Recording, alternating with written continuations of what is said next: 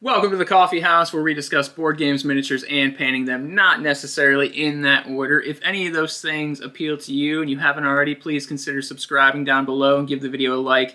Seriously helps the channel grow, and I greatly appreciate it. Let's go ahead and dive into episode 3 of Painting Cthulhu Death May Die. Today's episode, we're going to be tackling the deep ones. Hopefully, you've been following along so far. You've gone through your cultists, you've gone through your ghouls, and you're ready for more. Love to hear about your experiences so far, so please tell me how it's been going for you. I hope that these videos are helping you out. I hope that you're realizing that anybody can paint. Just takes a little bit of time, a little bit of practice, and you just slap and paint on a model. Anything looks better than gray. Remember, mistakes are going to be made. We're not painting for competition. We're painting to have fun, and we're painting so that our pieces look good on the board.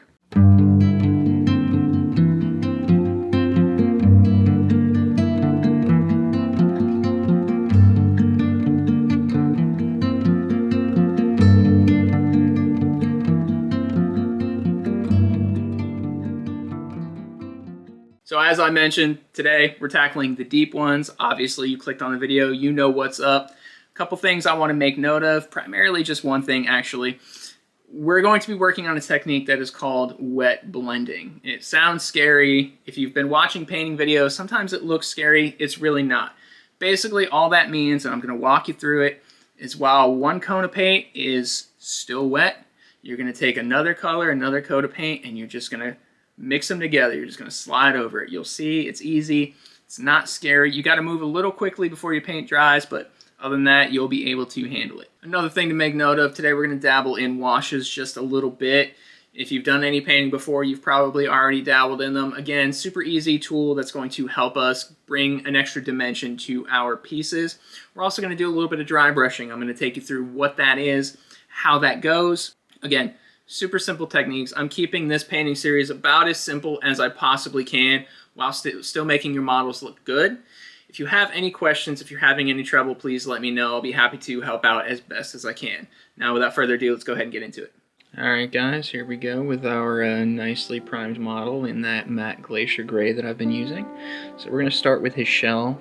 So we're going to go ahead and take some Space Wolves Gray contrast paint. And we're going to use a regular size brush, and we're just going to get in there and we're going to swirl it on our brush, and we're going to dab it on our palette till we get a nice little pool down there. I don't have an exact amount. I would say, you know, just kind of follow along and eyeball it. It looks like there's more than there is. But then we're going to add 1 drop of Gravelord Gray speed paint, just a single drop.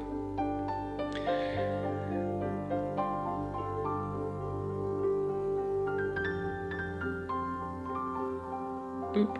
If you're wondering what that delay was, I was shaking the bottle. So if you weren't aware, speed paints really need to be shaken. Contrast paints really need to be shaken. So then we're just going to go ahead and generously apply it to his outer shell.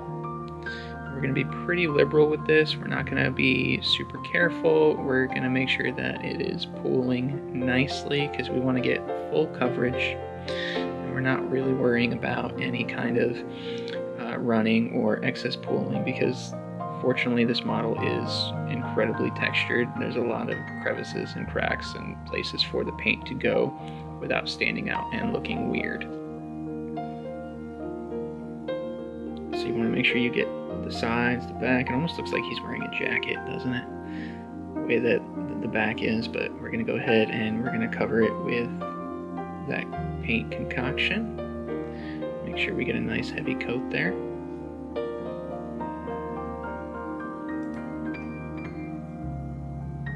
And again, not being too careful, just kind of going for it. Now for the arms, we're only going to do the upper portion of the arms. We're going to stop pretty much right at that gill right there and the elbows. You don't really want to go beyond that. You'll see why in a minute. So now we're going to go ahead and work on the extremities. So we're going with a couple drops of Battleship Gray. 1, 2. And then what we're going to do is we're going to do just a dab, like literal dab of algae green. Not a full drop. We're going to shake up the bottle. We're going to get a drop kind of at the nozzle. And then we're just going to kind of dink it. Boop, just like that. because we don't want the green to really override the Battleship Gray. So we're going to give that a good mix. And you really do want to make sure you mix this well on your palette. Get those colors good and combined. What we're looking for is a very subtle, kind of almost sea foamy kind of green is what we're going for. It's very fishy, very aquatic. So you want it to look something like this. And on the model, it's going to dry even lighter. So you're going to go ahead and you're going to hit the hands, and you're going to hit the forearms, and you're going to throw your model to the ground, because we do that sometimes. No big deal. That's right, I'm going to leave the mistakes in the video so that you can see I am not just some expert that never goofs up. Now the important thing here is the wet blending. So you'll see that I am actually going up into that Space Wolves Gray. Now I let the paint sit a little longer than I would have liked, so I am again dabbing that Seafoam Gray with the Space Wolves, and then I'm just running my brush combining. I'm pulling down from the top, and I am pushing up from the bottom, and I'm going about halfway up the arm, up to the elbows, up to the gills, and we're really just kind of mixing those two paints together, and what you end up with is a subtle transition of color. Now we're going to do the same thing with the legs. So the upper portion, pretty much down to the knee, we're going to hit with that Space Wolves Gray concoction that we put on the shell. You're going to go around the entire upper part of the leg with this color. You're going to get those cheeks, because CMON just can't not sculpt absolute cheeks on their models.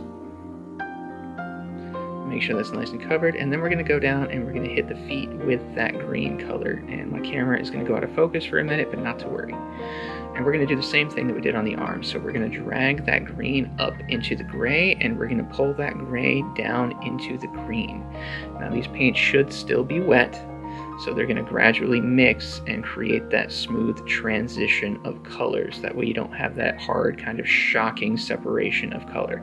And that's all wet blending is. It is just creates the illusion of a subtle transition. By subtly combining the two colors, you will have a gradient that looks a lot more natural, because, let's face it, that's how it is in the wild. So we're even actually going up the entirety of the back of the thighs for this guy. And again, pulling up with the green and pushing down with the gray. Now we're going to go ahead and hit some nasty bits with the blood effect. So we're going to go ahead and fill in this, I guess we'll call it a lower mouth. There's a lot of teeth in this thing, but we're going to go ahead and fill that, the entire thing. We're going to cover all the teeth, all that good stuff with this bloody color. Don't worry, we'll fix it in a minute. But this is a step-by-step process. We're just painting by numbers, guys. That's really all it is. You're just painting by numbers. So we're going to go ahead and fill this in. And we're going to do the same thing with the mouth. You want to make sure you cover all the teeth and all the gums.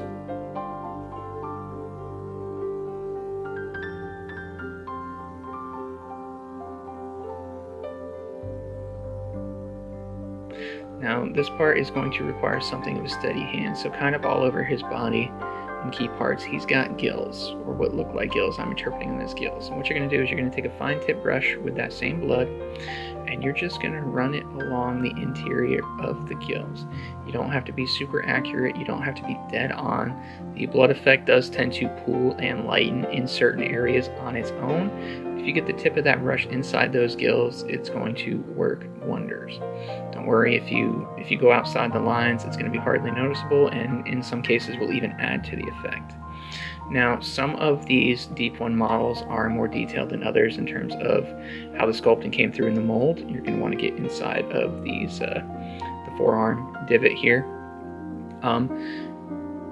Basically what that means is that some of the gills are going to be more prominent than others, and some of the details are going to be more prominent than others, and it's going to vary model to model. Just do your best. If you don't see it on the model, don't try to paint it on yourself. Just paint what the model is giving you to keep it easy. So we're doing these gills along the legs here. Same technique, same process. We're trying to get inside those creases. We're not overly worried about being super, super careful. Because kind of the messier you are, the more noticeable it's going to be, and that's really what we want. We want certain areas to pop. We want them to catch the eye. We want to create the illusion, and that's the key word here, the illusion of detail and depth. Miniature painting is 80% smoke and mirrors. It's illusions. It's about tricking the eye. And And that's exactly what we're doing, and that's what this step does. So you want to make sure, if it's on your model, to get the backs of the arms here and these little gills right here on the wrists. Just a single boop boop, and it's done. So now we're going to move on to dry brushing. So I'm taking the necrotic flesh. The dry brush, you're just going to dab an old brush with paint, and then you're going to rub it on a paper towel till it's pretty much dry. You might want to test it on your thumb or your hand as well. Basically, you want a little bit of residue, but you still want to see the texture of your hand when you're doing this. Once you can see paint, but also all the textures of your hand, you're good to go. And now we're going to relatively aggressively hit this entire model with the dry brush. I know it's out of focus, but I'm hitting all of the back. I'm hitting those little jacket pockets on the back. We're hitting the tops of the thighs, the abdomen, the chest, all that good stuff.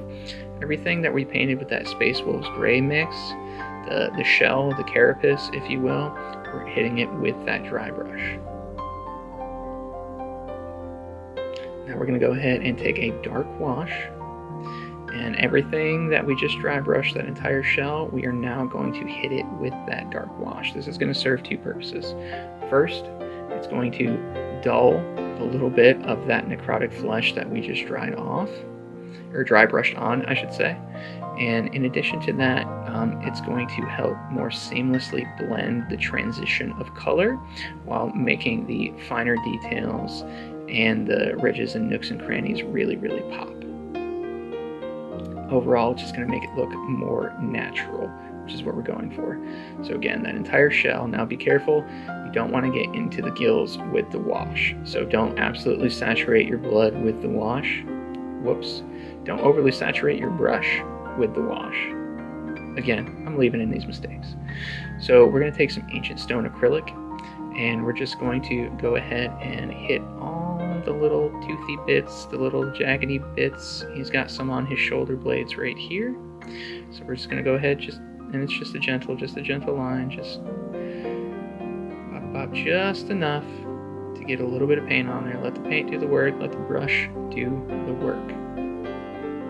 He's got these little bits on his forearms there. Just gonna tap it with the side of the brush. Up top here, again, just a couple little strokes, small strokes. Let the paint and the brush do the work. Boom, boom, boom. Super easy stuff. Now on the front of his body, he's got a lot of like jagged little teeth. I don't know what else to call them, barbs maybe. And you're just going to pick those out with your brush. And when I say pick out, basically what I mean is your brush is going to have paint on the tip of it, and you're just going to basically dab those sharp raised edges with the blood. You're literally picking them. Just see those singular motions, pop, pop, pop, pop, pop. That's what you're doing. You're pretty much going to do the same thing down here with mouth number 2. You're going to let the brush do the work, let the paint do the work. Don't saturate your brush with paint. A little goes a long way, and you're just barely going to run that brush along the edge of those teeth. Same thing in the mouth. You're going to pick those out. And that True Blood really helps the teeth and everything stand out. Just one singular line across the toes here. Help them stand out. Make sure they look properly sharp. Really easy, guys. Really easy. It's the little details, the simple things that go a long way.